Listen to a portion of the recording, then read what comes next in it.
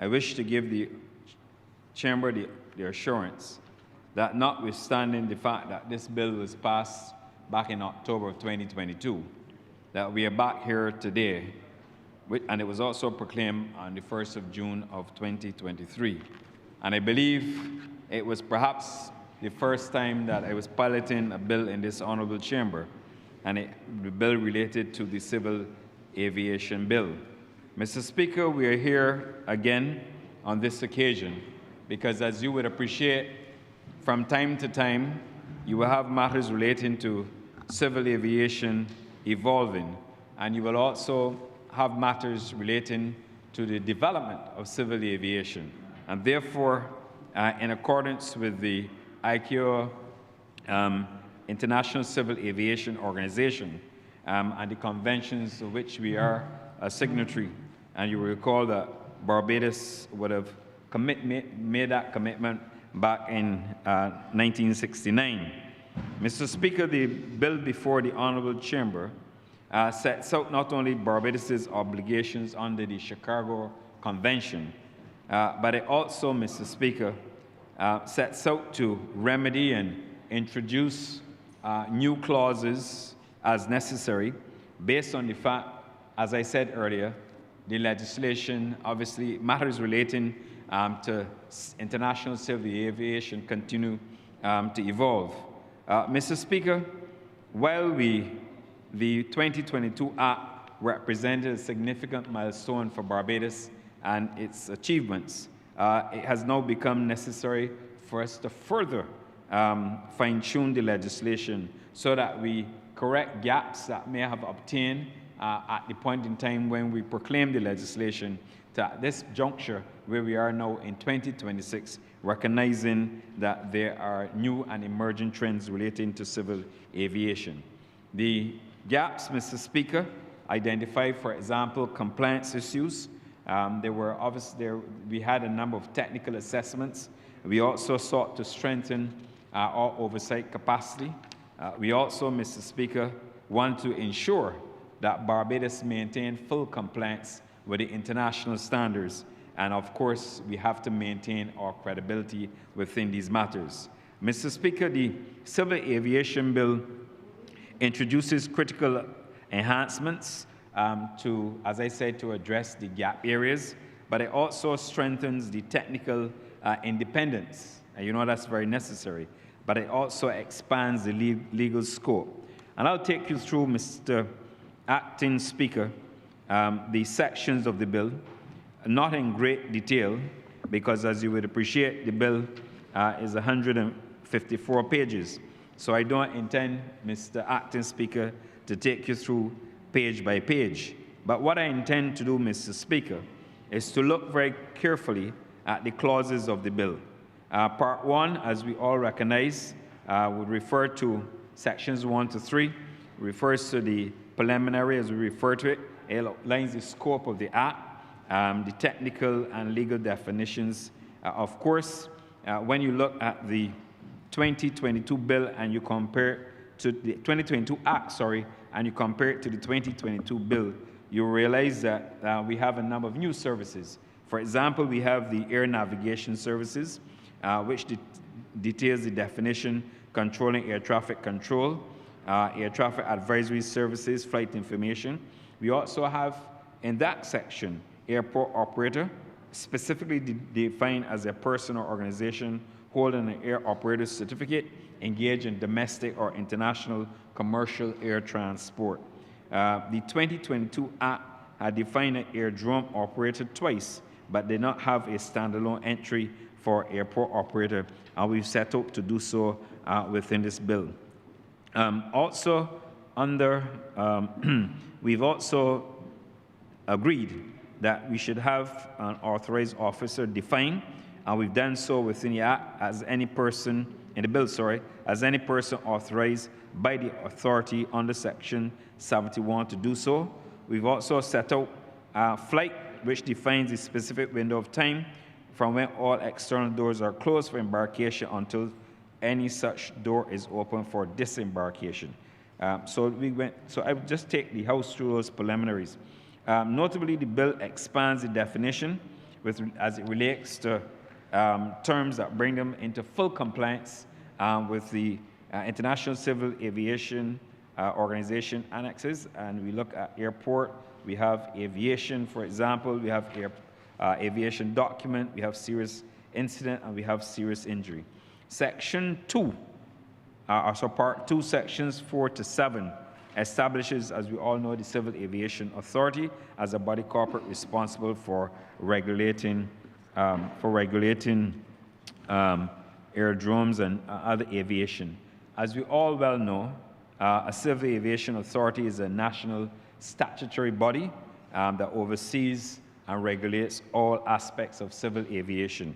And I don't think I need to go into too much detail within that respect, because the bill sets out very clearly the role and the responsibilities. Part 3, Section 13, is refined to clarify the authority's delegated limits, and Section 14, of course, introduces a new provision which explicitly empowers the Director General to delegate and confer powers or functions in writing designated to the inspectors or authorized officers. Mr. Speaker, if you go to page, Mr. Acting Speaker, if you go to page 33, you will note, for example, that we have Part 4. We also have obligations under the Chicago Convention. Those obligations are inserted at Clause 15 of the bill. It says the authority shall have responsibility for ensuring that the principles and arrangements of the Chicago Convention are adhered to in that order. And it also sets out, Mr. Acting Speaker, the obligations for aircraft in distress. And equally important, at Section 20, it refers to the minister being given the authority to make regulations for giving effect to international air law treaties. So in effect, what we're doing here is that once the International Air Law Treaty is agreed, that the minister, of course by the cabinet and by the government, the minister will then have the authority to introduce a regulation to give effect to those international air law treaties. As it relates to Part 5, Sections 21 to 27, differs from the provision in the 2022 Act, primarily through the addition of specific qualifications for the Director General and a significant strengthening of the provision of the Director General's technical independence. If we go to Part 7 and we go to Section 37, you will see there, Mr. Acting Speaker, that a new provision specifically mentioning developments like likely to attract wildlife on or in the vicinity of an aerodrome as grounds for the minister responsible for civil aviation to issue directives. And Mr. Acting Speaker, it's important I stress this, because if you have an airstrip, if you have a runway, Mr. Speaker, you don't want wildlife traversing, because you know that could have serious consequences, not only for the aircraft, but for those passengers. And therefore, it is important that we recognize and specify and stress the importance of this particular section, Section 37, because we want to ensure that at all times you have an airstrip or any area within the vicinity of an aerodrome that it is safe and operating within the regulatory guidelines. A new section at 37.3 adds clarity. Development has the same meaning within the definition of the Planning and Development Act of 2019. And it's important that we do so because developments in or near around an aerodrome, those developments are critical, but if we allow those developments to go unregulated, they can have serious challenges and present serious difficulty for an aircraft coming in or leaving Barbados. And that is why we've made that provision with respect to the clarity required with respect to the Planning and Development Act. The two must go hand in hand. Section 40 empowers the minister responsible for civil aviation to issue aviation directives beyond just emergency situations. And Section 41 also speaks to directions given by the Director General. Section 45, and that's on page 49 of the bill, Section 45 introduces a new provision for the disposal of unclaimed aircraft or vehicles through sale or disposal. And Mr. Speaker, this is important because, as it says here, an aircraft or a vehicle or an article or a thing which is moved by an airport licensee for an airport or an authorized airport employee for the airport or with the approval of the authority by an airport licensee for an airport must be detained in a holding area until the aircraft or vehicle or article or thing is released by order of the airport licensee concerned or is sold or disposed of in accordance with this legislation.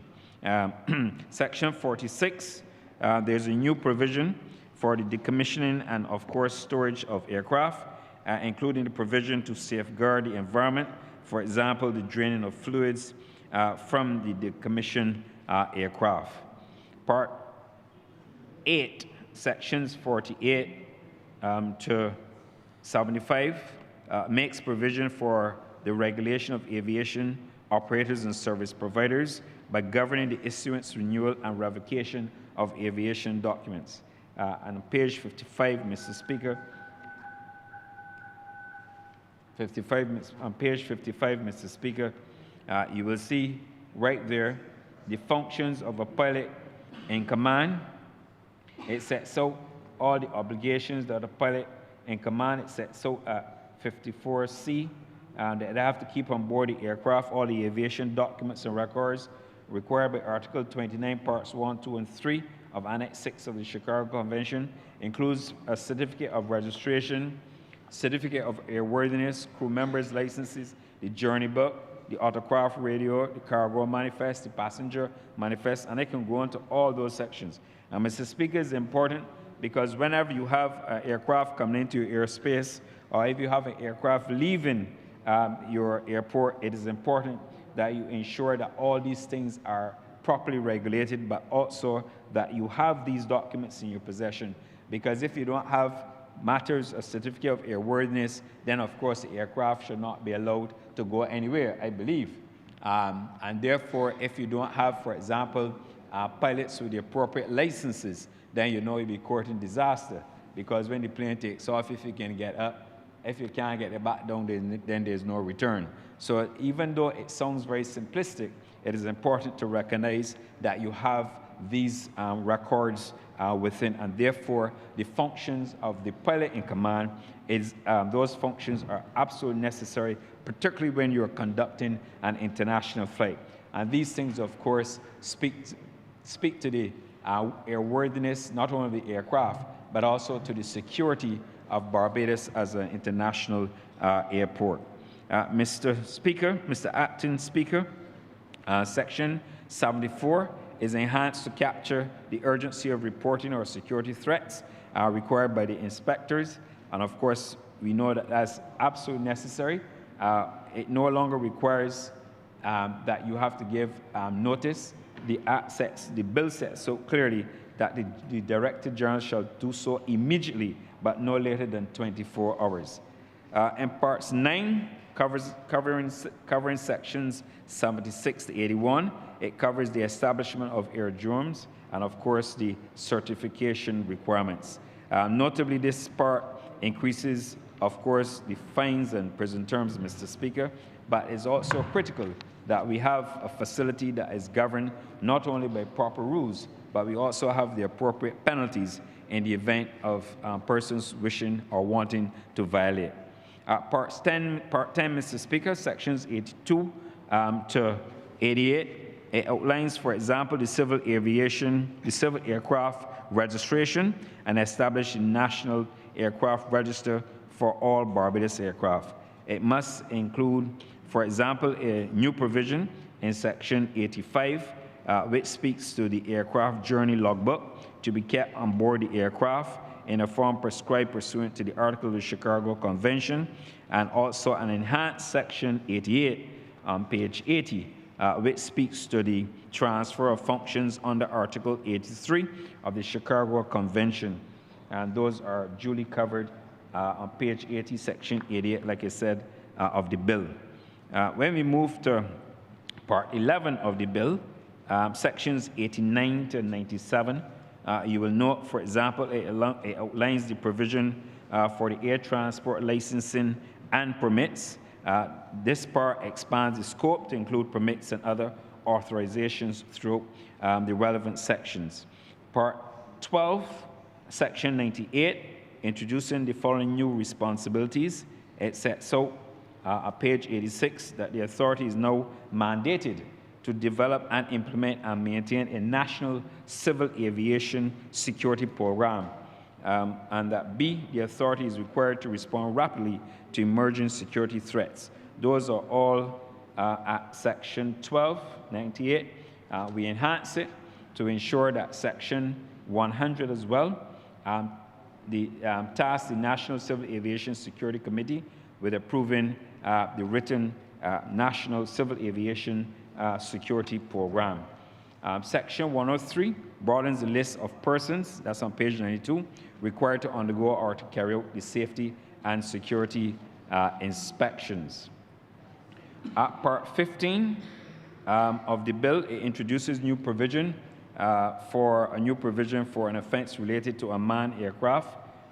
Very important, Mr. Speaker, Mr. Acting Speaker, because in this section it speaks to, for example, general offenses, which speaks to prohibited items, including firearms, dangerous or offensive weapons or instrument, ammunition, explosive substance or device, or any other such substance, and it goes down the list. This is, of course, critical to passenger safety, and it's also critical to the integrity of not only the Grant Williams International Airport, but also to Barbados as a country. Mr. Speaker, if we move down, we go to sections 151 and 152 of Part 16, significantly enhance the regulation making the framework. The general regulations making the powers in Section 151 has to do with the fact that it allows the minister responsible for civil aviation to address matters such as air services licensing, recreational and sporting aviation operations involving aircraft under 750 kilograms. And additionally, Section 152 provides the granular framework for the minister responsible for civil aviation to make regulations that specifically carry out and give effect to the standard policies and procedures as set up by the Chicago Convention. Of course, we all know that these include the personnel licensing, the rules of air, the meteorological service for international air navigation. Aeronautical charts are very useful and helpful, particularly for travel, units of measurement, and it goes all the way down, Mr. Speaker. At Section 153, it captures a major new inclusion, which introduces special administration orders for airport licenses. Upon application by the authority, the minister responsible for civil aviation may seek an order where an airport licensee becomes insolvent, has committed serious contraventions of the license, or if intervention is required in the public interest or to safeguard the security and continuity of airport services. Those are all included within that section. Mr. Speaker, Clause 129 of the bill, it speaks to a security pass. This section, if it's not already amended in the bill, Mr. Acting Speaker, I give notice that we will have to move an amendment here. And it speaks to insider threats. And we have to, this is an area, for example, in Barbados, we have to safeguard, as it is a feature that you have to safeguard internationally. It's important that those who are issued with security passes, that we have not only up-to-date security passes, but the appropriate passes, and that people do not utilize the passes to commit any offense that would cause embarrassment to the destination. With respect to the drafting instructions, of course, we had all the necessary drafting that was done for this bill to give notification as well. And also, Mr. Acting Speaker, I think it's important that we recognize that, like I said, the bill was so modified to ensure that all the differences that we had with respect to the 2019 bill, that we take into consideration those areas that were not included back then and have since been revised by the International Civil Aviation Organization in respect to its standards, that we not only combine, but that we also address those international conventions, and that those international conventions align with Barbados's aviation requirements and framework. Mr. Acting Speaker, I think it would be remiss of me as well not only to stress the fact that within the bill there are a number of safety management systems. That's in section 102. It essentially ensures that all regulated organizations, including air operators, maintenance organizations, and aerodrome operators, implement and maintain the safety management systems. Of course, I don't have to stress why you need to have safety management systems at an international airport, because if you don't have safety associated airport, then you wouldn't have an airport that will conform, and you wouldn't be able to have international flights that come into Barbados. And this is something that is critical to Barbados's economy. I often make the point that when you look at civil aviation, it's almost the commencement of your tourism sector.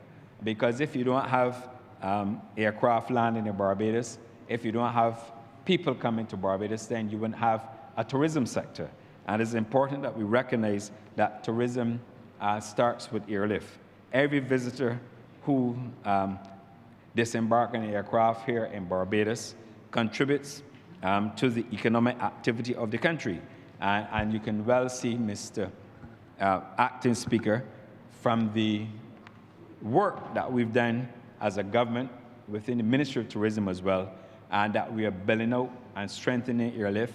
We want to increase growth, of course, in the sector, and therefore what we're doing is that we are adding new airlift to ensure that we drive growth, and that Barbados also continues to maintain not only its share of visitors, but year on year, we set out to increase those visitors.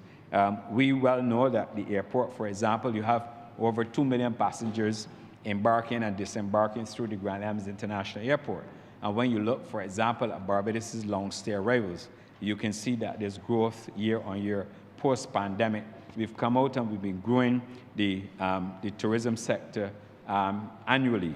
And as you can tell, Mr. Speaker, as an ordinary people can feel on the ground, and those who work within not only aviation, but within the tourism sector, you can see that we are making significant strides in order to continue to build out the tourism sector in Barbados for the benefit of all Barbadians. Mr. Speaker, we have 6,500 hotel rooms and well over about 15,000 what we refer to as villas and vacation rentals in Barbados. And of course, as you can tell, we are still adding to the portfolio of hotels, villas, and of course, vacation rentals. If we are to continue and to continue below that, and to ensure that those hotels, villas, and vacation rentals, that they have business year-round, we have to ensure that we have a very safe aerodrome. We have to ensure that our airspace remains safe. We have to ensure that we do all the work that is necessary, including, like I would have said in other debates, and I would have said elsewhere as well, we have to ensure that we equip the tower. We have to ensure that the human resources associated with the tower, the traffic controllers and other navigation personnel who work there, that they, of course, not only have the benefits, that they continue to be trained, and that we build out the whole ecosystem relating to tourism and its success. So we're going to continue in that vein, Mr. Speaker. But it's an interesting statistic, Mr. Speaker, because when you look at the long-stay, the number of long-stay visitors visiting Barbados, and you take, for example, in 2025, for every one person we have in Barbados, we have over almost 3 visitors coming to Barbados. And when you look at the cruise arrivals, for example, for every one person in Barbados, looking at a population of 269,000, you have just over 3 cruise passengers coming to Barbados. So you can understand the extent of where we are going and how we want to build this out. Mr. Speaker, there are no issues at this point in time relating to carrying capacity. We can assure Barbadians that there are absolutely no issues. Of course, we still have our utilities in place. We are going to ensure, for example, in the north of the country, you will have the appropriate water supply as we're building out there. So the country can be rest assured that all the efforts of the government with respect to not only civil aviation, but with respect to the building out and increasing arrivals, we will continue to do so in a very defined way. We will continue to do so in a very logical manner. But above all, we will continue to ensure that we build upon what we have and what we found as a government, and we will continue to ensure that we drive the combined efforts. Of course, as you would have heard, the Prime Minister made a point earlier today, we have to go to Tourism 3.0. We also have other matters that we're dealing with to address matters relating to human capital within the sector, but also to ensure that when we are building out the sector, we're building out in a very wholesome way that we can all benefit from the sector. Mr. Speaker, the expansion of airlift into Barbados has also given us cause to look to see how best we can expand and improve parking positions for aircraft at the Grant Williams International Airport. Mr. Acting Speaker, I'm pleased to announce that work should commence next month on expansion of the parking apron at the Grant Williams International Airport. We currently have 23 parking positions there. Based on the volume and the number of flights that are coming into Barbados, it is in our best interest at this point in time that we seek to increase the number of parking spaces at the Grant Williams International Airport. Therefore, we'll be adding additional 3 gates. We have 23. We'll be moving to 26. As indicated, work will commence next month, and by the end of November, we should complete all of the cutting of the rock and all the concrete works that are necessary so that when those jets land in Barbados, they won't be compromised and they won't have any construction going on within that area. Of course, I've gone on record before as saying that the airport will be expanded. That is a discussion for another occasion, but I felt it necessary as we speak about aviation and the development of aviation that I mentioned that the parking apron, we are expanding that, and we are going to have the additional 3 parking positions. If you go to the airport, for example, any weekend, you will see an inordinate number of flights on the tarmac. The challenge for us now is that you're almost juggling for space, and that is why we have to extend the gates by additional 3. Of course, I believe that we will continue to expand. Governments always build upon policies. You have ministers who come in and they build on policy decisions to ensure that we can build out the sector. But I am pleased to see that Barbados is going in the right direction, and notwithstanding all of the challenges associated with the geopolitical space, that Barbados continues to hold its own. I can also assure the Chamber, when we look at the forecast, that we expected to have a very good winter season based on the numbers that we have at this point in time. Of course, what we are recognizing in the market space that people are booking later than usual, which is essentially an emerging trend. But the important thing for us is that Barbados has a very strong brand in the market, and we are going to continue to build out that brand to drive even more airlift into Barbados. I know that members may ask me about American Airlines service to New York. Of course, we very much recognize it's very unfortunate that American Airlines has made a business decision in their own right and in their own commercial interests, Mr. Acting Speaker, to adjust the New York to JFK flight. But I give the House the assurance that, notwithstanding that it will not be a substantial blow to USA Airlift. We continue to have major carriers that servicing us. I can also assure the Chamber that JetBlue has agreed to increase the double dailies out of New York from June through August. So that will give us even more seats coming into Barbados. And we are still in discussions with American Airlines, and we've not closed the door with respect to that that particular New York flight. But I thought, out of transparency, that it would be in my best interest to ensure that we also, I give the House a bit of a comment on it because it's absolutely necessary. We recognize the partnership, very strong partnership that we have with American Airlines. There's no issue relating to the Charlotte flight, no issue relating to the Philadelphia flight, and of course, no issues relating to the Miami flights as well. Those are all secured. But we will continue to ensure that Barbados maintains very strong connectivity. It has been my job since I assumed this role when it was back in October 2022 to ensure that we build out airlift, and we are going to build out even more airlift. I'm happy to give the House the good news as well, that British Airways will commence their third daily service into Barbados. I believe it begins October the 25th. That third flight will be coming out of Gatwick. Of course, that is good news for Barbados because I believe, Mr. Speaker, and I believe it is the first time in the history of Barbados that we will have 3 British Airways flights coming into Barbados for a winter season, and no other Caribbean destination, particularly within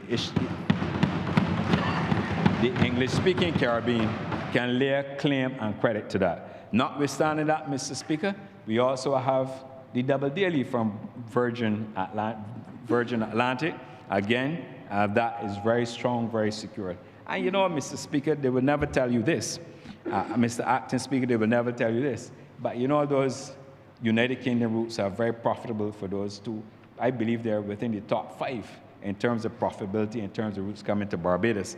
And oftentimes, sometimes you're trying to get to London if you're going to a business meeting, or people trying to get to Barbados. If you want to sit up front, you can't get a seat. Sometimes you want to sit in the back, sometimes it's challenging. Now, this is all good news for the destination. That is why, as we are doing now, ensuring that that existing hotels and indigenous hotels, for example, take advantage of the Tourism Development Act to refurbish and to upgrade their product, and that's going well. And I want to compliment the Barbados Hotel and Tourism Association and members for all the upgrades and renovation projects that they're doing, including matters relating to water tanks and emergency generators and so on, taking full advantage of the measures that the Minister of Finance would have brought to this chamber.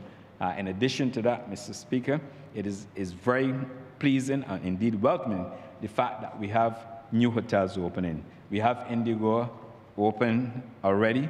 We have the Blue Monkey Hotel on the West Coast, all Suite 28 property. We have the Royalton, which will open, I'm told, later this month and not by June for sure. I've been advised by June. They have persons who will be travel trade partners coming into Barbados to look at the property.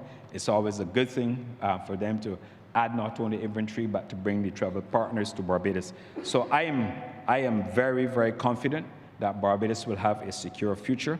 And as a result of the additional projects that I have not listed today that will come on stream, we will see in Pendry, for example, currently under construction. We have the montage to come, and others, including the site, the former Hayward site, that we will make. So all of that, I'm just making the point by saying all of that, Mr. Acting Speaker. I'm saying all that to make the point that Barbados, in terms of its future tourism investment, we are going apace, but we're heading in the right direction. It therefore means that it will have benefits not flowing down, but not trickling down, but flowing through to every person in Barbados. Because when Barbados' tourism continues to earn as much as earning, it's helping the country. When we earn as much foreign exchange as we are earning, it helps the country. When you have hotels that are opening and workers are working longer, it helps the workers within the sector. And like I said, it is important that we ensure that we continue to build up the sector. Mr. Speaker, I had the good fortune not so long, a couple of days ago, to be in Antigua, not only for Caribbean Tourism Organization meetings, but also for the CHTA. And when you recognize the cachet, when you recognize the brand that Barbados has, when you talk to the travel trade, these are persons who go there, including a large contingent of Barbadian hoteliers who were there, and I thank them for their participation. It tells you that all is going in the right direction as it relates to not only the future development of the hotels, but also we have to look and see how best we can, in a very competitive environment, maintain our space and make sure that our brand remains very strong in Barbados. I felt I had an obligation, Mr. Acting Speaker, to tell the House these things because it is important. It is important to let the country know, particularly where we want to go, where we're going and why we're spending the money that we're spending, so that when you see us with all the infrastructure works going on in the country, it's not only for tourists, but it's also for locals to ensure that we build out and help to develop the country. But economic activity, when you look at the earnings of the sector, it tells you the story that the sector continues to earn. And what can bless one's heart is if you can obviously every quarter the central bank government reporting and you're reporting on the progress of the economy. And like I said, tourism is a significant contributor to growth, and we have to continue to build it out. And we're doing it a very strategic way. We've indicated before that we have a very strong airlift policy, which when I came to office in tourism, I developed. We have phase 1 that we completed. We're moving into phase 2, because if we're going to continually build out the sector and drive more airlift to Barbados, we have to do so in a very strategic way. And that is what we're setting out to do. I don't think I gave the chamber the opportunity or to tell the chamber as well. I spoke to what is happening in the U.S. market. I spoke to the chamber what is happening in the British market. But when you look and see what is happening in the Canadian market, it's also good news. For example, we will have, come this winter season, Air Transat, a new Canadian carrier coming into Barbados. And we will be having 2 flights a week out of Montreal. More capacity, more airlift coming into Barbados, more opportunities for economic growth, more opportunities for hotels to remain highly, to increase their occupancy. And in addition to that, we also are coming out this winter season. We have, for example, Air Canada flying from Halifax into Barbados once a week. And the strategy is we're going to continue to work with those Canadian-based airlines to ensure that we can even drive more traffic to Barbados. So, Mrs. Acting Speaker, I'm saying that Barbados' tourism, notwithstanding the highly competitive and the highly tense global geopolitical situation, that we are going to ensure that we hold our own. I know that as it relates to oil prices, fuel is a significant cost factor in any decision. We have to ensure that when we're encouraging people to come to Barbados, that the rates of fuel, we have no control over fuel, but at the same time, what we have to do is to ensure that we position Barbados, notwithstanding its geographic location, that we encourage as many people to come to Barbados, and that is what we're doing. We have a team of officers within the ministry, within the BTMI, working on these initiatives, and we stay on top of them daily. And I give the House the assurance, notwithstanding what is happening, that we will augment, we will adapt, and we will change as necessary to ensure that we deal with any necessary threats or risks that we face within this jurisdiction. So, Mr. Speaker, Acting Speaker, I just want to make the point that we've done a lot of work in terms of civil aviation. We have a number of regulations that we are going to obviously lay. Those regulations are being finalized now by the Office of the Attorney General and the CPC. When we bring those suite of regulations, again, it will help us to enhance the aviation sector, but also give us opportunities where people can register aircraft in Barbados, and where we can have what we are seeking to do, sir, is to ensure at all times we are fully compliant with the International Civil Aviation Authority's regulations. And there will come a time, Mr. Speaker, Mr. Acting Speaker, where we will have to come back to the chamber, because like I said, it's ever evolving. Things are changing. Whenever there are changes, you have to come back and we'll make them. But suffice to say that the bill today captures all that is required at this point in time. It also helps us when we are faced, when we have up-to-date legislation. We have legislation in accordance with ICAO standards. It helps us, for example, when the airport has to undergo audits, when the Civil Aviation Authority, when they have to execute audits, be it by other entities, by state entities, or by other regulatory bodies. Updated legislation does help in this respect. I remain grateful to the Permit Secretary who's here in the chamber with us, as well as the Director General who's also here, and the legal advisor as well to the Civil Aviation Authority. They have done a tremendous amount of work, along with other officers, including those within the CPC's office, to ensure that the amended bill was brought here today. And I want to publicly thank them because oftentimes you have the minister of the messenger. They will tell you that I work them hard. That is a fact. They don't have the mate to confirm that, but they will confirm that otherwise. But I want to say thank you to the officers who are right here in the gallery with us for all the work that they continue to do. And it is true. It is a ministry that requires you to work sometimes overtime. It requires you to work hard. It requires you to be nimble. It requires you to, sometimes they have to respond. When people want to come to Barbados, you have to ensure that you have all the necessary legislation in place. But if you have to move quickly to make any adjustments, that you do so, because tourism is our business, and we are all entitled to play our part within this crucial sector. So, Mr. Acting Speaker, I don't think there's much more left for me to say. I've already thanked the officers, and like I said, we will continue to build out civil aviation in a very structured way. We have had matters relating to equipment. I didn't touch on this. I'll just touch on it very briefly, albeit very important.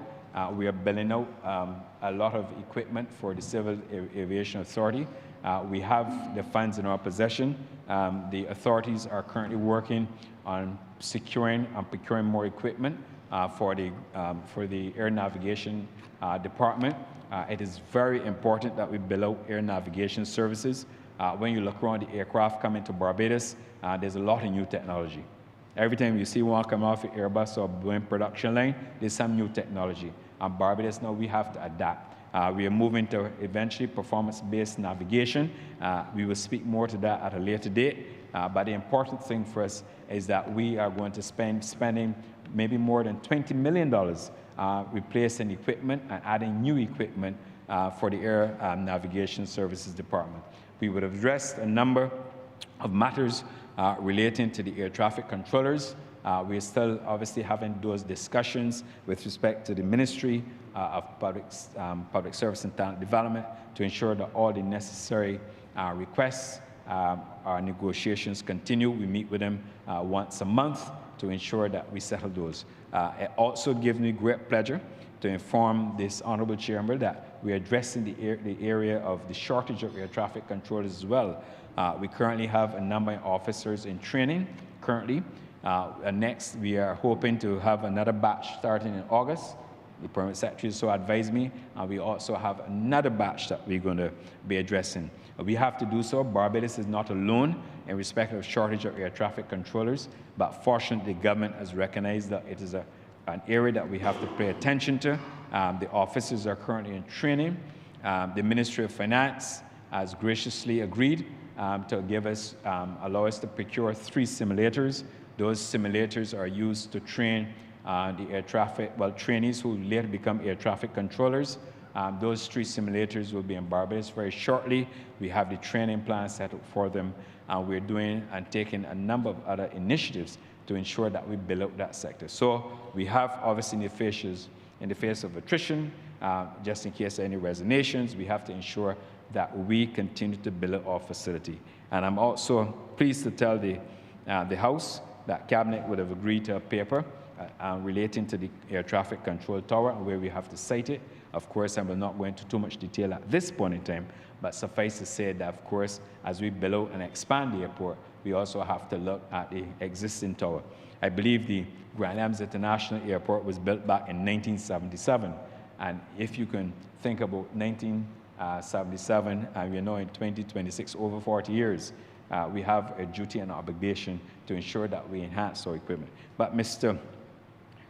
Acting Speaker, one of the things that we're getting better at it, we now have to move to a situation where we look at equipment, the date for replacement of equipment, and then we also have to go back and backtrack that whenever equipment reaches its useful life, before we get there, that we procure equipment to replace that equipment, and that is where we're doing. So we're moving with what we call a capital expenditure plan to ensure that we replace equipment so we don't allow equipment to go by its useful life by another 10 or 15 years. And that's something that we've already put in place to ensure that we can maintain almost a replacement policy program to, of course, maintain not only equipment, but to ensure that we are modernized. As I indicated, there are a number of exciting things within the Ministry of International Transport relating to civil aviation. I am pleased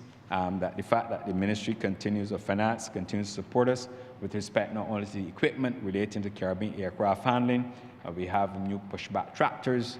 They're new and we're upgrading the fleet so that when we have all these aircraft coming to Barbados, we will have the appropriate equipment to help us manage to create more efficiency.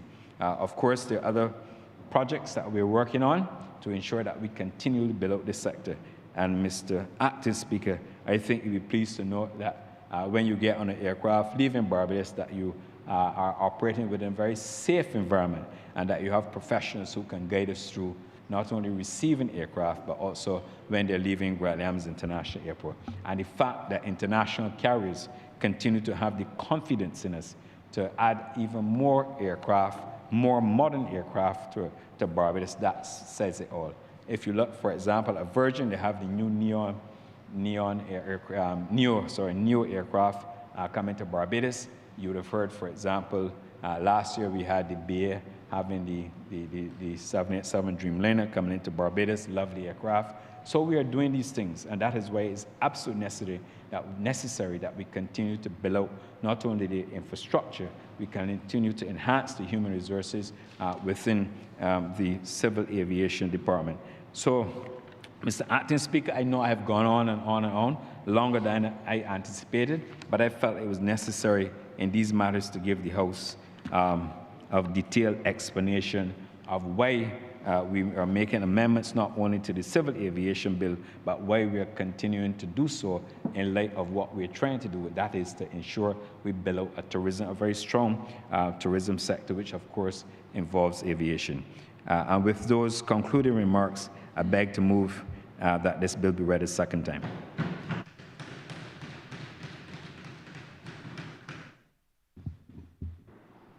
Member for Christchurch East Central. Thank you very much, Your Honor, for the opportunity to contribute a few words to this important debate. Mr. Acting Speaker, we have been on a journey, sir, probably about a week short of 8 years. And you would recall, sir, that when we took office, and I reiterated in the budget, there were a number of things that needed to be addressed in the country. In the budget, I spoke to the fact that we have been removed from all of the lists that we were on. But there were two important elements that we found when we came to office that we have been working on, one of which was the audit by the International Civil Aviation Organization, and the other, which you also have the responsibility for, Honourable Member, was that of the International Maritime Organization. Two very key elements, sir, with respect to how Barbados' economy will grow in the short to medium term, but certainly if we want to have a sustained path in achieving our overarching objective of the debt sustainability by 2035, it means that we had to address not just the fiscal situation, but we also had to address those things that were critical to generating growth in the economy, sir, which related to the international transport in the airspace and international transport, sir, in the maritime space. But we're here today to discuss civil aviation. Now, sir, between then and now, and you may have observed that the Honourable Member for St. Michael West Central has been quite busy, not just bringing more business to Barbados, but really upgrading and enhancing the regulatory environment within which we have to operate in the 21st century in order to, when he meets, I'm sure, with various stakeholders to say, this is what Barbados' plan is, this is what we certify that we have done, that they're confident that they can make the decision to do more business in Barbados. And so this is not just a debate about civil aviation. It's a very technical area. And being a very technical area, most citizens will not pretty much grasp what happens. But from the time an airplane lands, there are a series of activities that take place which benefits ordinary Barbadians, which cannot be underestimated in any way, sir. And we want to reinforce the point that everything that we do in this space, equally as we will do in the maritime space, enhances the opportunity for the average Bajan, sir, to earn a living. So when I see commentators in the paper saying that the growth is not being felt, if the Honourable Minister wasn't out there bringing more traffic to Barbados, if the Honourable Minister and his team were not doing the things to ensure not just safety, but opportunities for people to enhance investment, sir, then those people, whether they're Airbnb, vacation rentals, sir, whether they're the traditional hotels, or the other sectors that are linked to them, the cultural sectors, the manufacturing sectors, sir, the agricultural sector, all those services that are connected, transportation, whether you're a taxi, and I know I saw the other day an Uber taxi, I saw the decal at the back of one of the taxis, the Uber taxis. All of these are interventions, sir, that are intended to ensure that, one, the economic pie is grown, and that pie will actually be sliced up to ensure that the average citizen can participate. So this is not, or ought not to be communicated that the government just in Parliament debating something on civil aviation. And I heard the Honourable Minister speak to the fact that we have provided resources for the upgrade of the equipment. We are currently training new air traffic controllers, and that means that there are opportunities for Barbadians, sir. All of our constituents can apply, but you have to meet the standard, because as you and I both know, sir, when we get on the airplane and we buckle up, we got to make sure that the people who are directing the traffic in and out of the airspace, that these people have met the standard and will maintain the standard, so that the safety record of Barbados, the safety with respect to all of the processes have to be followed, so that people can come to Barbados and leave Barbados safely, sir, and be assured then that there is a system in place for checking and checking and checking and checking, and therefore opportunities for Barbadians to participate in that is being made available right now to participate. So it is not just the private sector, but within the ecosystem of the civil aviation space, as we are seeking to expand the traffic through the airport, it is important to understand the connectivity between being able to attract new business, but first you got to maintain what you have. Because you can attract new business and lose existing business, then you're still back at square one, sir. So you have to do both.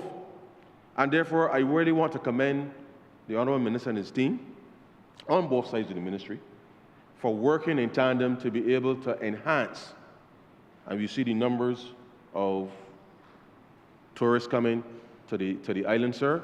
In my constituency alone, sir, I see several tourists walking down Lodge Road, sir, because they're staying in Airbnbs all in my area, all across Christchurch, and I know my honourable friend from West Central, he sees the same thing too. That was not the case 8 years ago.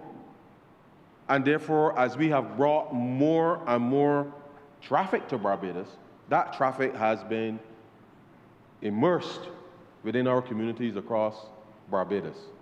And therefore, I would want to reiterate, sir, that I know people who are benefiting from the increased airlift. Ordinary people, sir, not the big people, as we would say, sir, in the rum shops. Ordinary people who've taken an opportunity to upgrade their property and put it on the market because there is a level of predictability with respect to what is happening within the tourism space. So when people make statements that the growth is not being felt, I don't know who they're talking with, sir, but I know people who have been benefiting from this renewed thrust and focus on regularizing our position in this civil aviation space. And to the extent that we are expanding the airport, sir, I know that we have been able to finalize the financing with respect to the arrangements at the airport, and we now look forward to seeing that expansion take place quickly. And so Barbadians will not be surprised over the next few months. They will see some things happening, well, some months, but over the next year or so, things happening at the airport. There will be some readjustment and these types of things, but as you know, sir, when you go overseas and you always see at the airports, you always see something happening at these airports. And therefore, Barbados is now in a position, having gone through all of the heartache of the debt restructuring, sir, all the heartache of COVID and everything now, to be able to put our airport in on a much firmer footing, in much the same way, sir, as we've been able to help support on the Bridgetown port, sir. I'm sure Barbadians, when they pass on the Mighty Grinder Highway, will see those huge cranes out operating by the sea. Those things didn't just materialize because we wished it to, sir. We looked at where we want to position Barbados, and we made those strategic interventions with the Bridgetown port, as in the same way as we're doing now, sir, with the airport. And so this bill is part of an ongoing effort, sir, to ensure that Barbados can strengthen its position in the world to become a logistics center, not just for the Caribbean, but a logistics center in the world. Because as we are diversifying even further within tourism, our capability of being able to bring traffic from Latin America, and I know the Honourable Minister and his team have been working hard on that, but we set a simple target, sir, 50,000 tourists from each Latin country. It is not beyond us, sir. Because if we can achieve that, it means that the April to November seasonality that it currently exists, without having to build another hotel room, will effectively double our tourism output. Means that that capacity, sir, will be utilized. It means that tourism workers will not have to go on furlough in April in the down season, sir. But what does that mean? That we are working with the Ministry of Training and Tertiary Education to help support the teaching of Spanish within the workplaces, sir, to help with the transition, to ensure that we then can follow suit with respect to being able to greet some of those tourists. What that will also mean, sir, is that for the private sector, because people from Latin America, sir, they like to eat late. So it means that we have to deal with some of the transport issues to ensure that in accommodating these people, that people can go and eat and recreate in the usual hours that they will do at home. And therefore, more Barbadians will benefit from that. And therefore, these are things that are actively being done right now, sir, that allows us to be able to say to Barbadians that these are not just legislative reforms, but that we now can deliver for Barbadians, sir, for the entire economy, a level of inclusive growth that we've never seen before. And therefore, this particular bill today has to be seen as part of the greater ecosystem for how we can make this economy much more sustainable. And therefore, I support these efforts, sir, wholeheartedly, because it is important to appreciate that you need to spend some money, yes, but if we don't do these strategic investments now, then once we've been able to turn around the macro picture over the course of the last 8 years, we want to ensure that we have built in a minimum level of growth every year of about 3%. And therefore, doing these things together with all the other reforms and efforts that we are putting into the economy will help us to even propel growth even further. And once that growth is locked in, then, and I know that the Prime Minister has signaled to all of the stakeholders that we need to lower our energy costs, because that is particularly important, because as I am speaking here now, we have been monitoring where the price of aviation fuel is going, because these are concerns that people will have in relation to ticket prices and the like. And therefore, as a destination, we have to do, as the Minister said, we have to do everything within our power to ensure that we can maintain the level of service, the quality of service that we can offer anybody, any part of the world, to ensure that the profitability of any route coming into Barbados, that people are prepared not just to pay to get here, but when they get here, that they're able to spend money on vacation and to be able to recreate, sir, in the manner in which they can, and therefore it means that we must do what we can locally to help lower the cost. So therefore, part of the strategy is to lower some of the energy costs over the course of the next 18 months significantly by being able to bring more renewable energy onto the grid, such that we don't have to spend the money that we're spending now effectively on the balance of payments with respect to the purchase of other fuels to be able to generate electricity. And this is important, sir, because it's part of the competitiveness of not just the tourism sector, but of the economy. And so this is, as I said, part of the ecosystem of interventions that we are putting in place to ensure that Barbados, sir, our long-term, medium and long-term growth strategy is much more resilient and inclusive. Let me also say, sir, that I know that part of our efforts in this space is to be able to have some discussions about a pre-clearance facility with the United States. And therefore, as part of what we're trying to do with respect to civil aviation, to make sure that we receive that Category 1 status in the first instance, so that that proposition becomes a reality. And therefore, this is a key part of our process to be able to achieve that.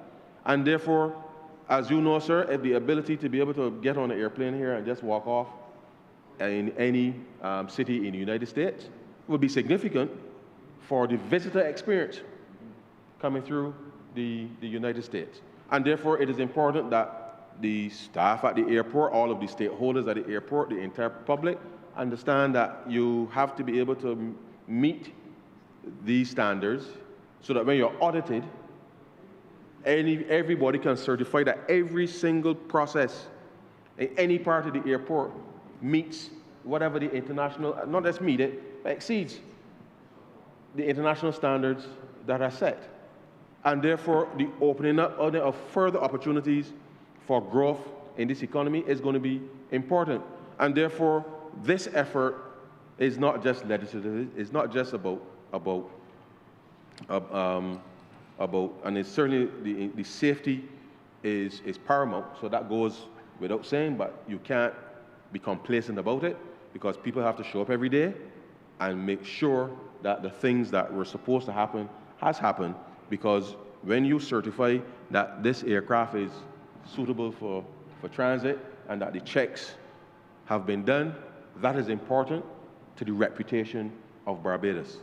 And therefore, something as simple as that, equally, something as simple as the scanning of any specific space is just as important.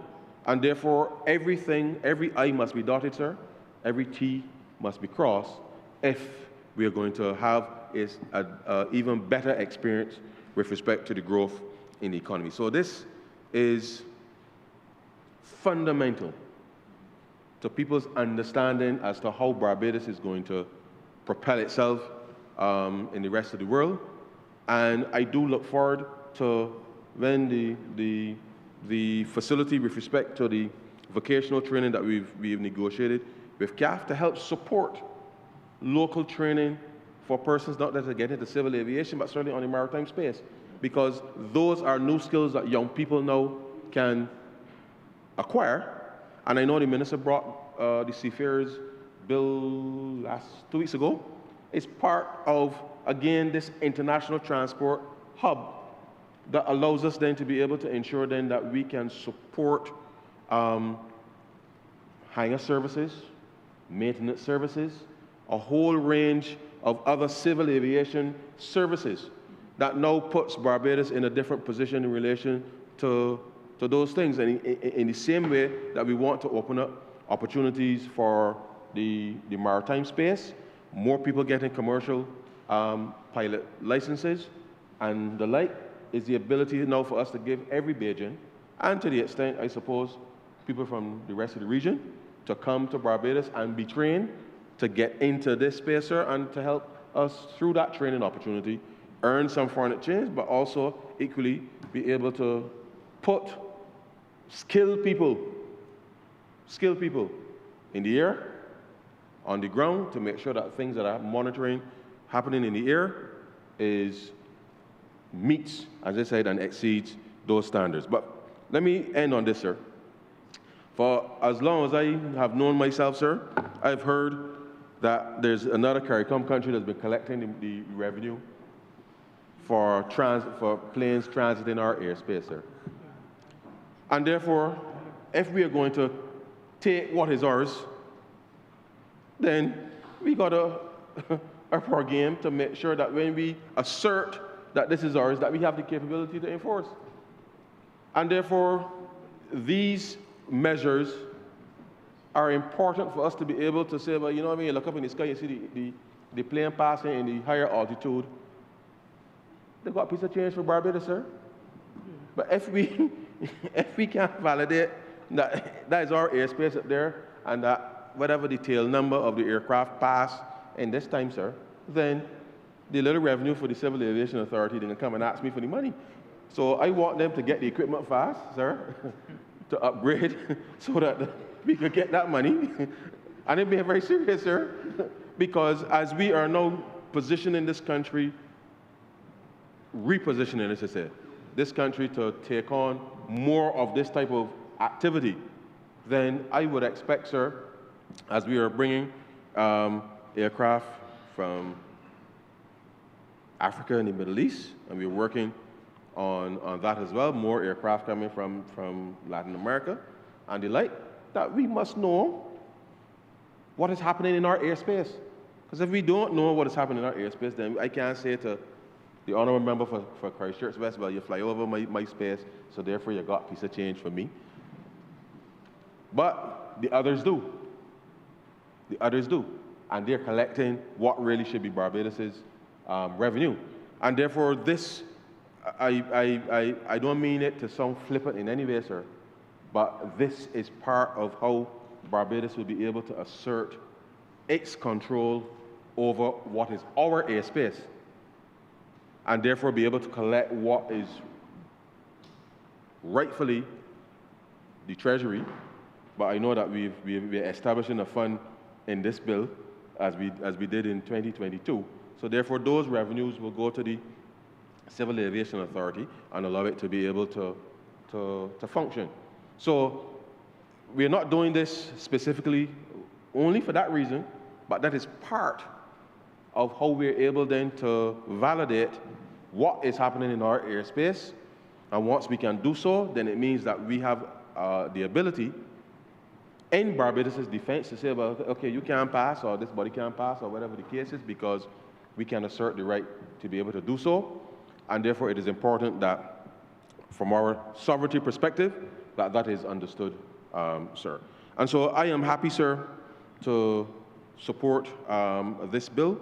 I look forward to the implementation of the equipment and the training that I know the member for St. James South is eager to roll out for the civil aviation space and the broader international transport space, as we negotiated with CAFSER, to make sure that we can embed the teaching of Spanish, not just within the hospitality, but within the aeronautical space, because there are wonderful opportunities across the region, and we want to ensure that our Barbadians have the skills to be able to earn a living any part of the world, to ensure then that we can keep this country stable and safe.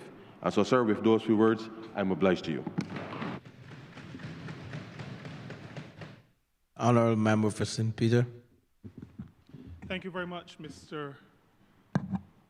Acting Speaker. And I rise to join this discussion for a couple of reasons. I'm going to start at the end. Those who occupy civilian aircraft, those who are in civilian aircraft, who are not passengers, are workers. Whether they're pilots or flight attendants, they are workers. And so any legislation that speaks to safety of civil aviation, civilian aircraft, is legislation that speaks directly to occupational safety and health for those who work on those aircraft.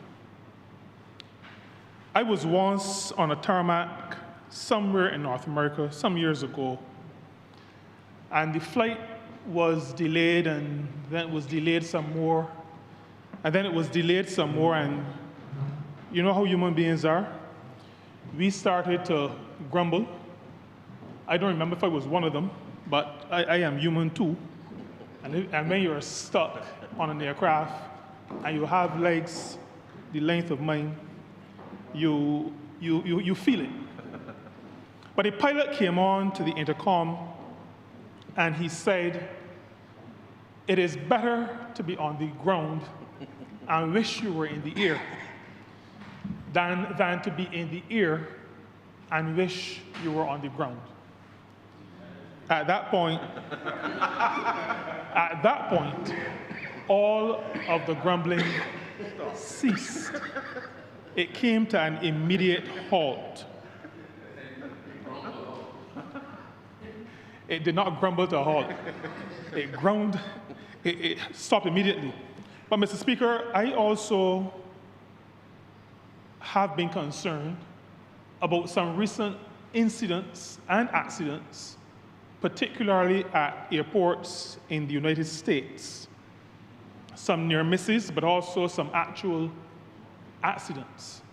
And I think these things, particularly because when they happen, human lives are lost. So this is not just about cargo being lost. This is not just about an aircraft being lost. But because lives are lost, then every policymaker has to be concerned to make sure that the skies and everything that relates to civil aviation is as safe as possible. That the operation, that the regulation, that the facilities all speak to an understanding that we must make the space, that we must make the equipment, that we must do everything in our power to make sure that there is safety in these spaces. Now, Barbados is a small island, all of us know that. Much of our economic development is based on our airlift. And I say this as speaking specifically to those who see airlift as only benefiting tourism. I know that the Honourable Member for St. Michael West Central is fully versed with this. We've spoken about this, I think, long before we were ministers of government. But lots of our economic development, whilst a significant portion relates to tourism, and you need airlift to get to Barbados. We used to say in the BHTA many years ago, you can't walk here, you can't drive over the border, you have to fly. You can come by boat as well, but you have to fly. And so tourism is the obvious one, but we were also very clear, and I've said this in public before, maybe at the time when I was leading in the industry, that much of our international business we were able to attract because of our airlift. Because a person was sure that they had 1 or 2 flight options every day into or out of Barbados. And that was and continues to be a very attractive proposition to those persons of high net worth who want to base their business activity in Barbados, when they know that they do not have to wait on a weekly flight or twice weekly flight, that there are flights every day to my jurisdiction, to where I live primarily, or sometimes 2 flights a day, sometimes 3 flights a day. That has made and continues to make Barbados a very attractive place for what we used to refer to as international business. I spoke to high net worth individuals. Much of our construction, our Prime Minister, Honourable Member for St. Michael Northeast spoke to that this morning in some measure. But much of our construction is either tourism related or related to those high net worth individuals who are building substantial residences on the country. And so much of our boom in construction is related to airlift. And so for our economic development over many decades now, airlift has been key to economic development, has been key. Even in areas that I have not spoken to, when we have been seeking to get expertise from outside of Barbados, one of the attractive elements of that proposition is that I can get my specialists in Area A or Area B, renewable energy, utility, whatever it is outside of the tourism or what sounds like tourism and construction. One of the attractive propositions is that I can get my specialists in today and out tomorrow, because time is money, and that facility, the availability of airlift, continues to be one of those bedrocks of our economic development. Now, my intervention is not going to be long, but I wanted to make sure that we spoke to a couple of things. Because of the importance of airlift and civil aviation to our country, to its national development, and that national development is both social and economic, there are a number of things in the bill before us today that I find particularly interesting and important. One relates to documentation, and there is a certain rigor that is contained in the bill with respect to documentation, the need for proper or appropriate documentation, and the severe penalties against false documentation. Significant rigor I find in this bill that speaks to the fact that we want to establish a certain integrity, that when planes come into Barbados, those who work at the airport must be able to look at documents and feel relatively sure that what they're seeing on their documents, what has been presented to them, represents something real, represents something that will allow us to be able to continue to say that we are a jurisdiction that has the framework, the legislative framework that allows for the rigor for us to be able to boast that we are meeting international standards. It is important for an international gateway, a gateway that prides itself as having the potential to be a significant hub. It is important that we meet the international standards. And so the matter of having written into this bill adherence to the Chicago Convention is also important, because that in itself sends a message to the international community. It sends a message to our both our competitors and our collaborators that we are serious about upholding the highest standards. And there is no reason why, Mr. Speaker, we should settle for anything less just because we are small. As a matter of fact, there are lots of disadvantages of being small, but there are also significant advantages, because many of the standards that larger geographic locations will find difficult because of the wide expanse of land, we have a certain measure of control over a smaller geographical space. And so we are able to make sure that the rollout of international conventions, international standards, international best practices are able to work even in a country as small as ours. The other thing about this bill, which triggers my interest, is one that relates to inspections. Now, the Honourable Member for St. George North, speaks to me, and being very nice in my words, speaks to me from time to time about this particular matter, because we both understand, I think all of us understand the importance of inspection.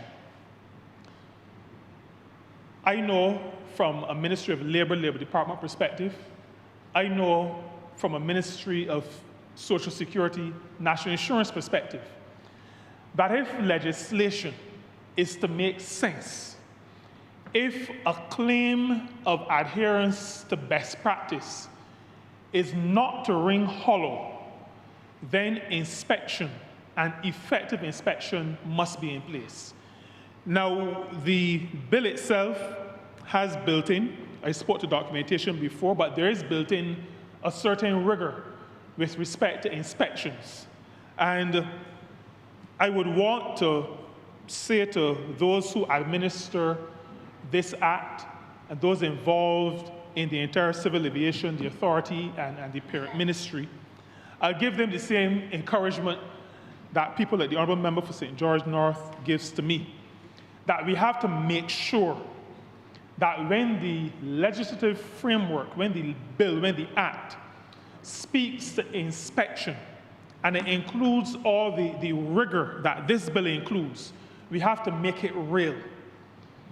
I will say, Mr. Speaker, without making it seem as though inspections in my ministry are not important, I would have to say that inspections that make sure that when a plane is in the air, that there is some trust you can put in the system to allow it to get from Barbados to another place safely, that is significantly more important. And so the matter of inspections in this framework, we have to make sure that we get it right. There are a number of people issues. I spoke to occupational safety and health as an overarching, but there are a number of specific issues with respect to people and people resources that the Civil Aviation Authority and the ministry responsible for international transport has to make sure is in place. The Honourable Minister, the member for St. Michael West Central, spoke, I think, to the matter of the tower and those who work in the tower. There is also the matter of those who will do the inspection. We have to make sure that the people who work in these areas are people of the highest skill, of the highest competence, that there are honest people who will not cut corners or will not allow anybody to force them into cutting corners. People must be trained, people must be exposed, people must understand, those who work must understand that they are critical to Barbados maintaining its reputation as a place where there are high standards, and particularly now with this new bill, this new, what will be an act, that the rule of law governs all that we do.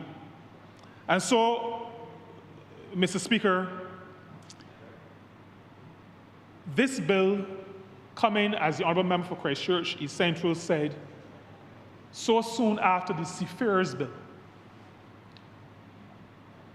says to us, and should say to the country, that beside the day-to-day, what happens in a place, a factory, a church, a school, parliament, Barbados, because we recognize that our development is based on more than what happens within our land space.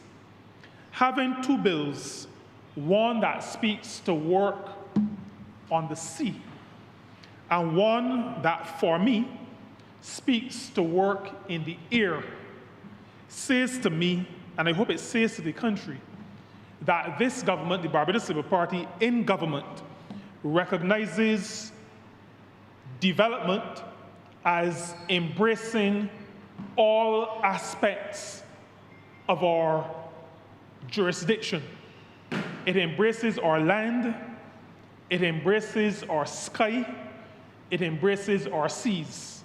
And so we as a government are prepared to make sure that we have the frameworks in place for all of these spaces to make sure, like I often say, that there is protection so that there can be production. And once we, Mr. Speaker, are able to pull these parts together, and I see every evidence that we are doing so, once we are able to continue to pull these parts together, then they will speak in a very direct way to the matter of ensuring that our national development is both people-centered but also complete in its approach, so that we can make best use of everything that happens on our land, in our sea, and in the air.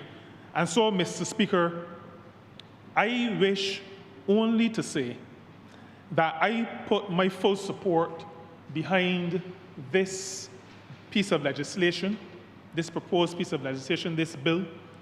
I believe that it speaks directly and specifically to ensuring that there is occupational safety and health for those who work on aircraft.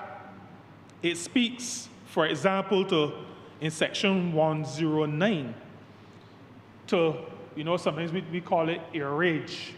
It speaks to what happens when there's bad behavior, and there's significant fines for those who behave bad, threaten staff in the sky, because you believe that there are enough police around, you can get on as you feel like you can exhibit your bad manners.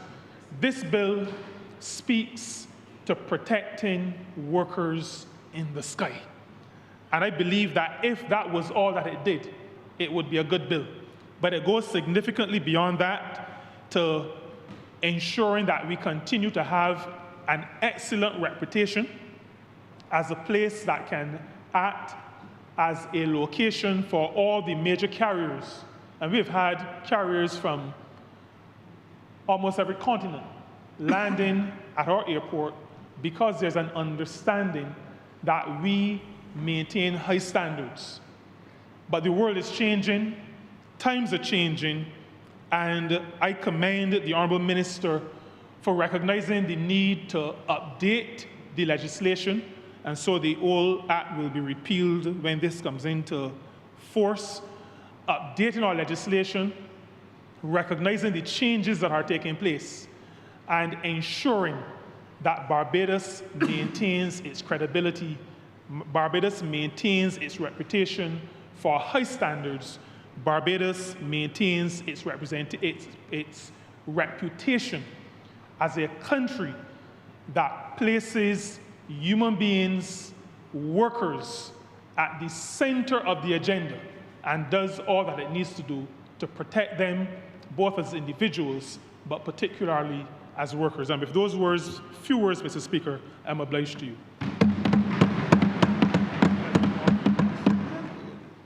Member for St. Michael West Central. Thank you, Mr. Acting Speaker. Let me also take this opportunity to thank both honourable members, the honourable member for Christchurch East Central and St. Peter, for their contributions this afternoon. Perhaps, Mr. Acting Speaker, I should start off with the honourable member for Christchurch East Central, where he took us. And it had to do with people believing that they're not, in some quarters, believe that they're not feeling what's happening in Barbados. And Mr. Speaker, you don't have to debate the facts. And even if there's some people who like to argue about arrivals and long-stay arrivals and cruise arrivals, I like sometimes to count the beans, as they say in my corporate life, my former corporate life. So even if you don't believe, Mr. Speaker, the honourable member of St. Peter is reminded that in his profession they refer to him as bean counters. I'm not trained in finance. I can read maybe a balance sheet and a P&L, but I also believe that there's some people in this country who would argue that, you know, tourism arrivals, and we used to play this game before, argue whether arrivals up or down. For me, I look at what you can take to the bank and what the country can obviously earn. And Mr. Speaker, year on year post-pandemic, it is without contradiction, not me saying so, listening to the governor of the central bank, reading the reports from the central bank, that year on year, we've been earning more in tourism. I believe when you look at 2024, at one stage, we were earning upwards of 300 million more a year. And even if those who wish to doubt that, you can see the level of economic activity within the sector. It is clear that when I move across Barbados and I go in my constituency and I moving around Barbados, there are people, including taxi operators, the boat operators, the people who work in the sector, but I always tell you, Minister, thank you, your government doing a good job. We are seeing what tourism is doing for Barbados, but it is not staying at the top. Like I made the point consistently, this is not a time for trickling down. This is a time for the benefits to pour through to the people of Barbados. And if we continue to go there and we work hard, and we can increase arrivals, but I like to look at the dollar value if we increase more spending in the country. And that is why we set up a visitor spend task force. If we can, for example, do exactly what the CTO has just agreed to do at our last meeting, to set up a supply side committee. And the supply side committee basically essentially is to ensure that we retain more foreign exchange in Barbados, in the region. But we, using Barbados as a reference point, the country will recall that we set up a committee, the Barbados Linkages Council, and we did so exactly to ensure that we can drive more synergies with agriculture, manufacturing, and all other sectors to ensure that we can retain even more foreign exchange in Barbados. So we are well on our way to doing so. And I think it's important, oftentimes, that when we are right here in this August chamber, that we remind the Barbadian public and remind those who may wish to criticize us, because there's some people who like to say tourism is the only game in town. But we are building out the sector in a very disciplined and a controlled way to ensure that all Barbadians benefit from this sector. And I have not heard anybody complaining, anybody abusing the government with respect to its tourism performance. And that's a statement of fact. There are people who are generally happy. Now, I also know that you have yesterday's performance will not necessarily be as good as tomorrow's performance.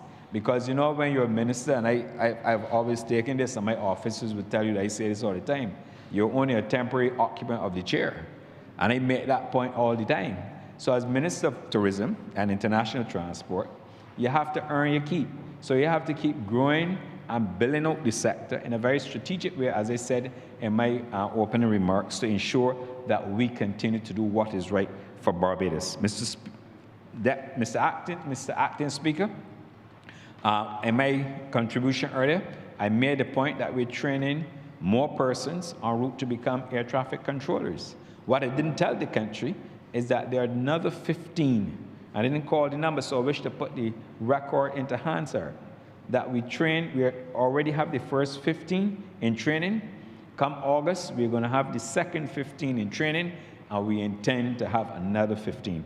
And that is what we're doing to ensure we build out the human resource capacity in Barbados. It is a situation when I joined the ministry, I was confronted with a shortage, but we are well on track to put in the appropriate policy mechanisms in place to address the shortage of air traffic controllers and the AIS officers as well, Aeronautical Information Service officers, and the supervisory levels. And on that point, I want to, of course, thank the Honourable Member for St. Philip West, the new minister who's responsible for the Ministry of Public Service and Talent Development, that is his title. I want to thank her and her team at Ministry of Public Service and Talent Development for working closely with us and the unions, the Barbados Workers Union and the NUPW. We meet monthly to go through these issues, and we've made significant progress. Of course, we still have other matters to resolve, and we're going to resolve those, including, as I've already indicated, matters related to aspects of conditions of service. And we will do so. You know, sometimes when you're in a position, whatever you inherit, you have to fix. And this is another situation where we have to fix what we have to fix. And we are going to continue to improve the human resource capacity. We're going to ensure that the persons who are appointed and all the necessary matters relating to human resources, that we attend to those. And again, I wish to thank the Honourable Member for St. Philip West, who has been working very closely with the unions and my ministry to ensure that we resolve those issues. As it relates to other matters relating to the upper airspace, I take the point the Honourable Member for Christchurch East Central. It is a matter that we are dealing with, but the reality is that we have some matters to fix internally before we can go the route of managing our upper airspace. We have some technology that we have to implement, and we are doing so.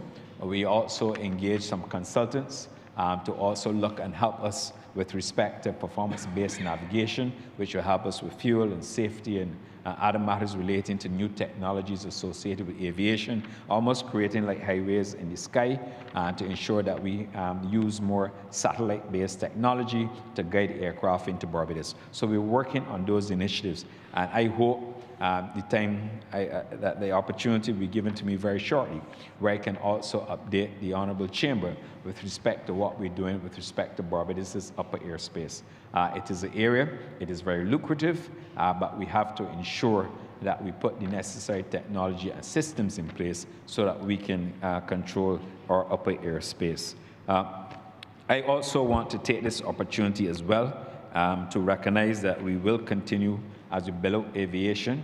As I indicated earlier, tourism is a major beneficiary. If you don't have aircraft landing in Barbados, then you can't build out a tourism sector.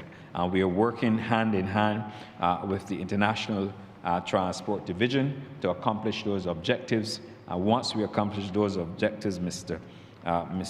Acting Speaker, I'm confident that we will continue to drive even more business to Barbados.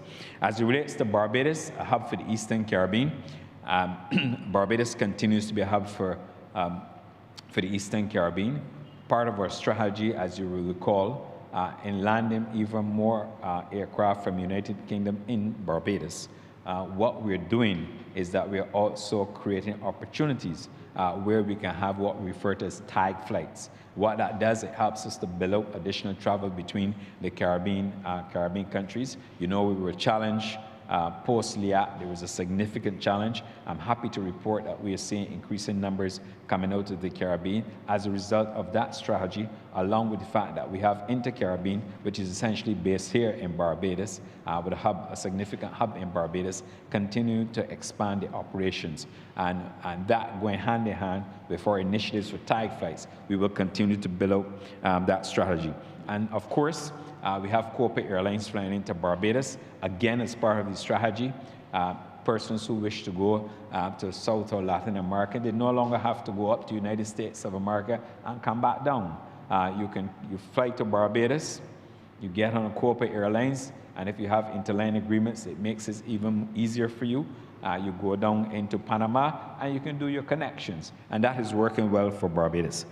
With respect to the training, the Honourable Member for Christchurch East Central spoke to this, not only in Spanish, but the Honourable Member for St. James South launched an initiative, the Hospitality Gateway Initiative.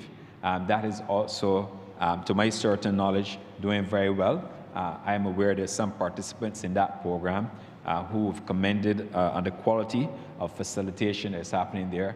And I think it's all part of what we have to do to further develop and build out the tourism sector. So I really want to compliment the Honourable Member for St. James South with respect to the training initiative there.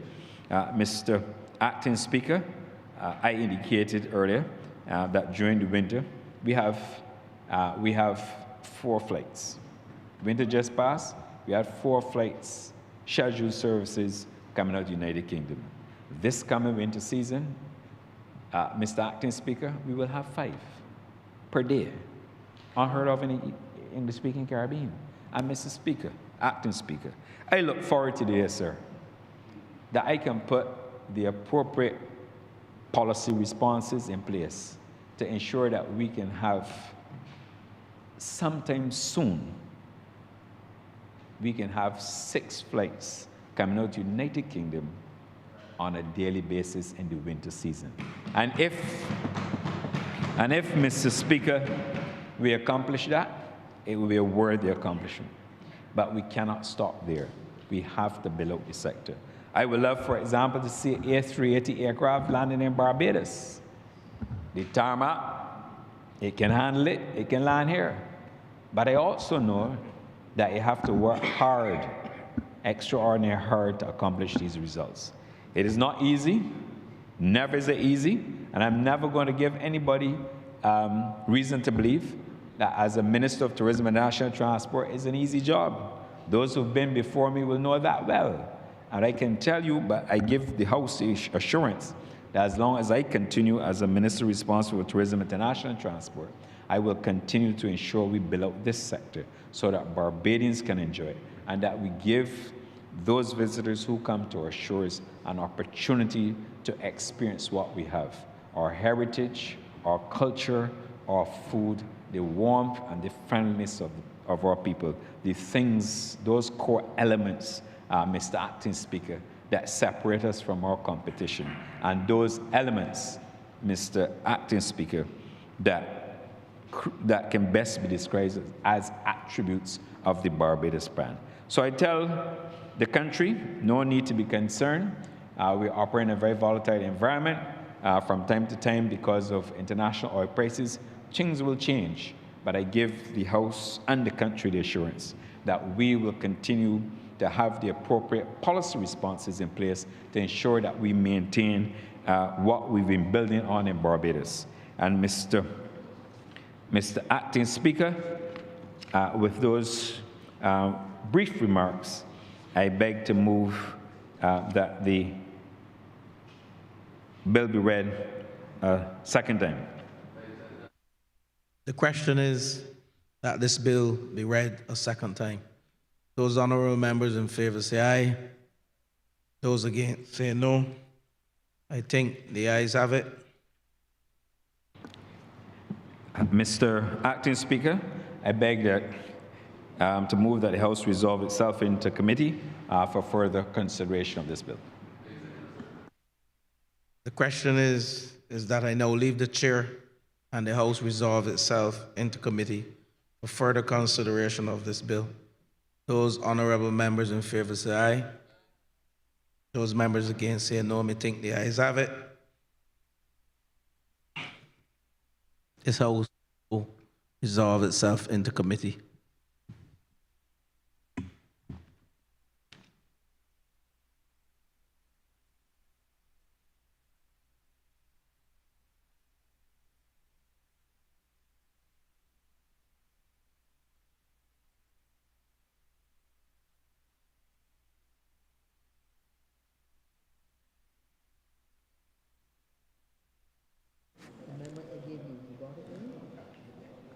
The amendment. You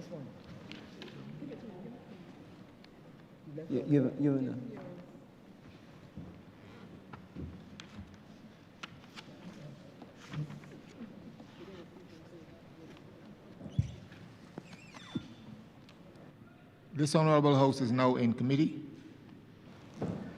Clause 1. Mr. Chairman, beg that clause 1 stand part. The question is that clause 1 stand part. All honourable members in favour, say aye. Honourable members against, say no. Methinks the ayes have it. Mr. Chairman, permission to call the bill in parts from here on. Permission granted. Part 1, clauses 2 and 3. Mr. Chairman, I beg to move that part 1, clauses 2 to 3 stand part. The question is that part 1, clauses 2 and 3 stand part. All honourable members in favour, say aye. Honourable members against, say no. Methinks the ayes have it. Part 2, clauses 4 to 7. Mr. Chairman, I beg that part 2, clauses 4 to 7 stand part. The question is that part 2, clauses 4 to 7 stand part. All honourable members in favour, say aye. Honourable members against, say no. Methinks the ayes have it. Part 3, clauses 8 to 14. Mr. Chairman, I beg that part 3, clauses 8 to 14 stand part. The question is that part 3, clauses 8 to 14 stand part. All honourable members in favour, say aye. Honourable members against, say no. Methinks the ayes have it.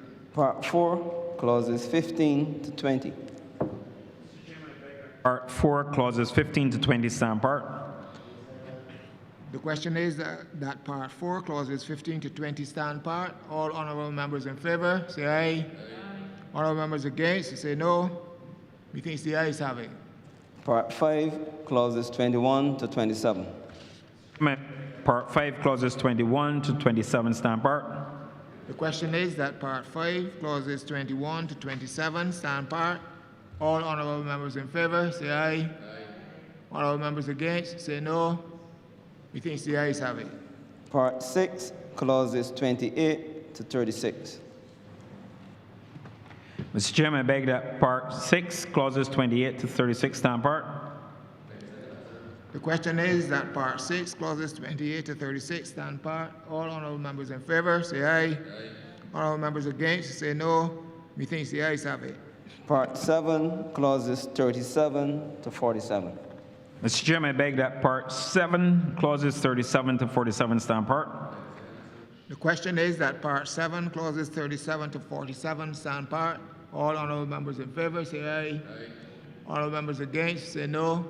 Methinks the ayes have it. Part 8, clauses 48 to 75. Mr. Chairman, I beg that part 8, clauses 48 to 75 stand part. The question is that part 8, clauses 48 to 75 stand part. All honourable members in favour, say aye. Honourable members against, say no. Methinks the ayes have it. Part 9, clauses 76 to 81. Mr. Chairman, I beg that part 9, clauses 76 to 81 stand part. The question is that part 9, clauses 76 to 81 stand part. All honourable members in favour, say aye. Honourable members against, say no. Methinks the ayes have it. Part 10, clauses 82 to 88. Mr. Chairman, I beg that part 10, clauses 82 to 88 stand part. The question is that part 10, clauses 82 to 88 stand part. All honourable members in favour, say aye. Honourable members against, say no. Methinks the ayes have it. Part 11, clauses 89 to 97. Mr. Chairman, I beg that part 11, clauses 89 to 97 stand part. The question is that part 11, clauses 89 to 97 stand part. All honourable members in favour, say aye. Honourable members against, say no. Methinks the ayes have it.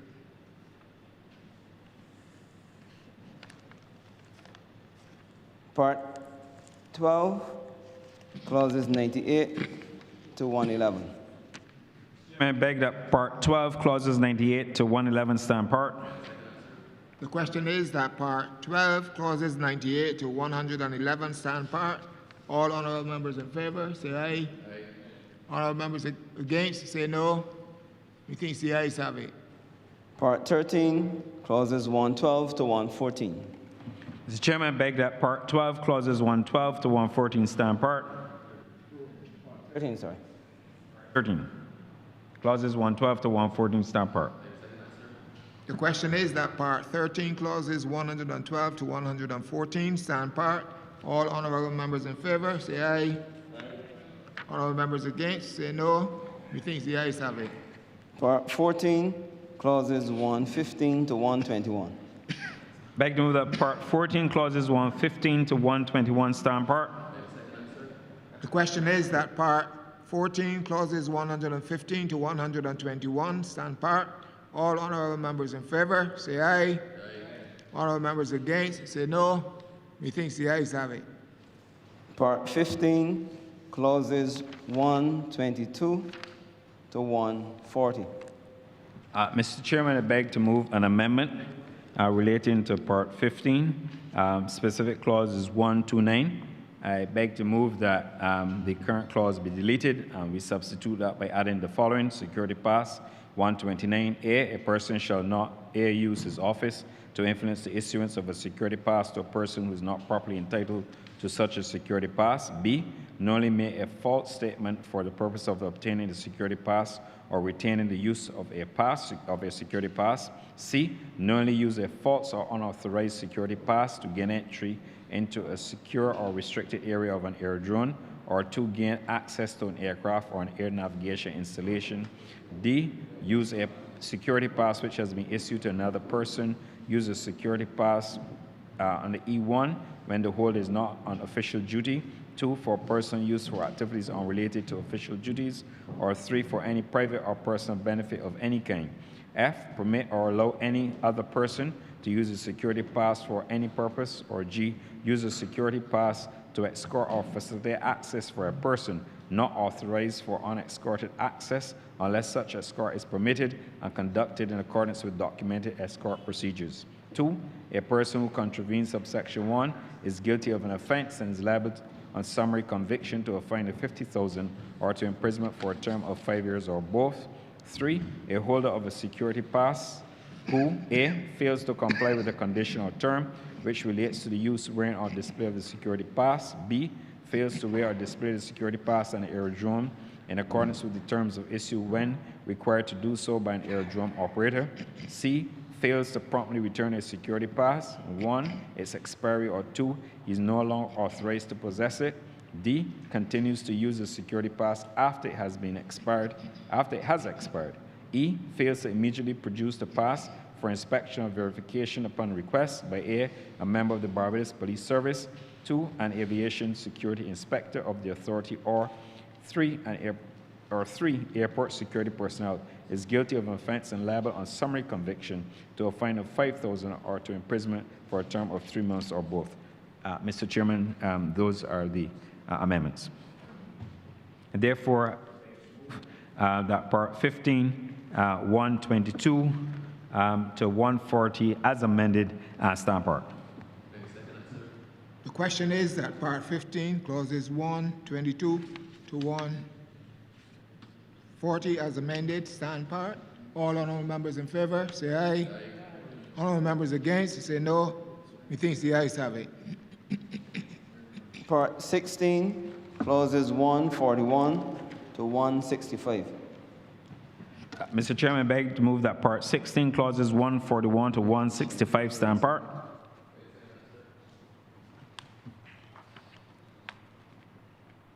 The question is that Part 16, clauses 141 to 165 stand part. All honourable members in favour, say aye. Honourable members against, say no. Methinks the ayes have it. The first to the sixth schedule. Mr. Chairman, I beg to move that the first to the sixth schedule stand part. Be the scheduled bill, sorry. The question is that the first to the sixth schedule be the schedule to the bill. All honourable members in favour, say aye. All members against, say no. Methinks the ayes have it. Mr. Chairman, I beg that you now report to His Honor the Acting Speaker the passing of one bill in committee as amended. The question is that I do now report to His Honor the Acting Speaker the passing of one bill in committee as amended. All honourable members in favour, say aye. Honourable members against, say no. Methinks the ayes have it.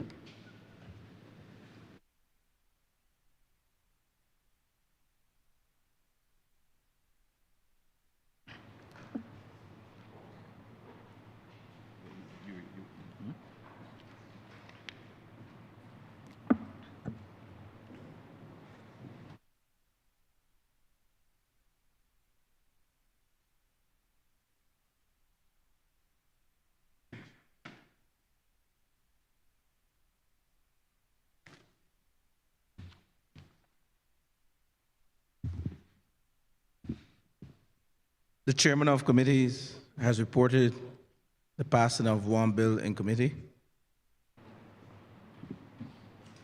Mr. Acting Speaker, I beg to move that the bill be read a third time. The question is, this bill be read a third time. Those honorable members in favor said aye. Those members against say no. I think the ayes have it. Mr. Acting Speaker, I beg to move that the bill be now passed and be cited as the Civil Aviation Act 2026. The question is that this bill be now passed and so cited. All honorable members in favor say aye. Those against say no. This bill is now passed and so cited.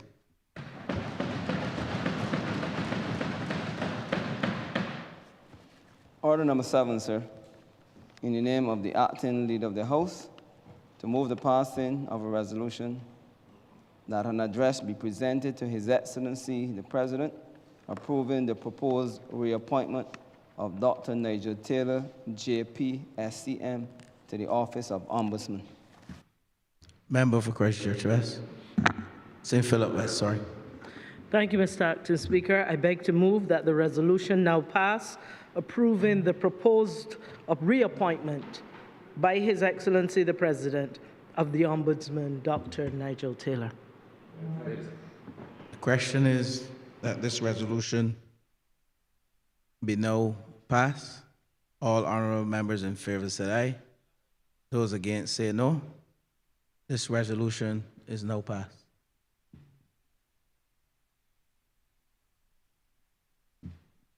Honourable member for St. Philip West.